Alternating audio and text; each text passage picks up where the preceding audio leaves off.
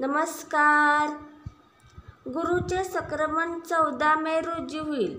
या संक्रमणाचा सर्व राशींवर चांगला किंवा वाईट परिणाम होईल. परंतु या संक्रमणामुळे काही राशींच्या जीवनात सर्व समस्या संपतील.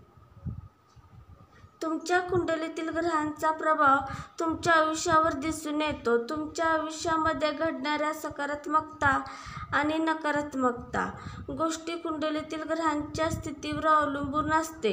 देवाचा गुरुच्या संक्रमणामुळे काही राशींच्या लोकांच्या जीवनात फक्त आनंदच राहील. बऱ्याच काळापासून तुमच्या आयुष्यात अडचणींचा सामना करणाऱ्या लोकांच्या जीवनात आता बदलणार आहे. देवगुरु ग्रह हा शिक्षण, ज्ञान, संतती, विवाह, शुभ आणि शुभ घटनांसाठी जबाबदार ग्रह मानला जातो. या संक्रमणाचा सर्व राशींवर चांगला किंवा वाईट परिणाम होईल.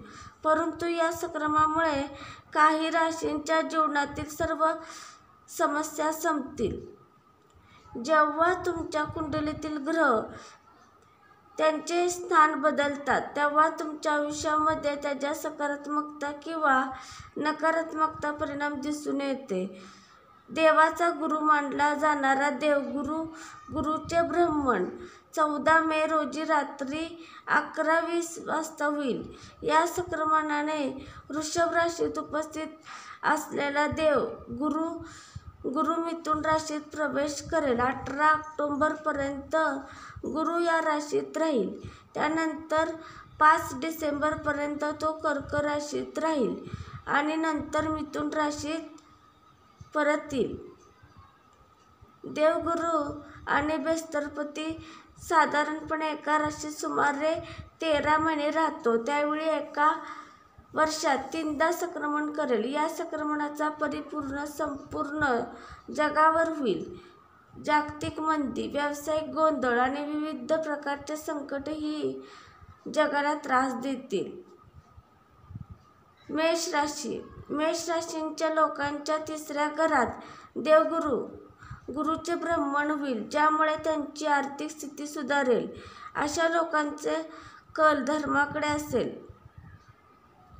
परदेशात शिक्षण घेण्याचाही प्रयत्न करणार आहेत लोकांना यश मिळेल.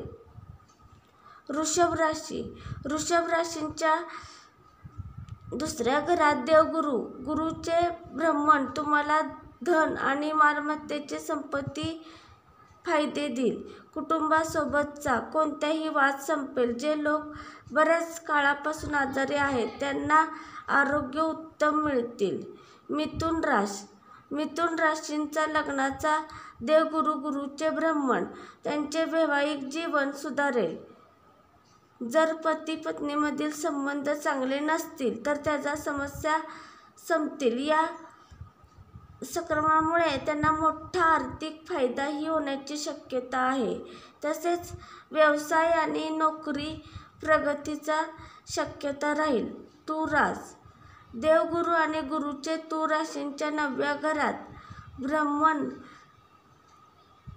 तुमचा सन्मान आणि आदर तसेच कर्मही वाढवेल. तुमच्या आयुष्यात प्रत्येक प्रकारचे अडथळे दूर होतील. याशिवाय तुम्हाला नशिबाची साथ मिळेल. आयतानिरात संबंधित व्यवसायात नफा होईल. कुंभ राशी. कुंभ राशीच्या जातकांच्या घरात देवगुरु आणि गुरुचे भ्रमण मुलाशी संबंधित समस्या दूर करेल. जे लोक बराच काळ प्रयत्न करत आहेत त्यांना मूल होण्याची शक्यता आहे. प्रेम संबंध सुधारतील आणि उन्नतीचे जीवन स्रोत निर्माण होतील. वेगवेगळ्या स्रोतांकडून अधिक लाभ होतील.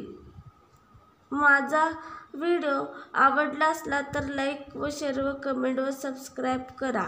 धन्यवाद. श्री स्वामी समर्थ.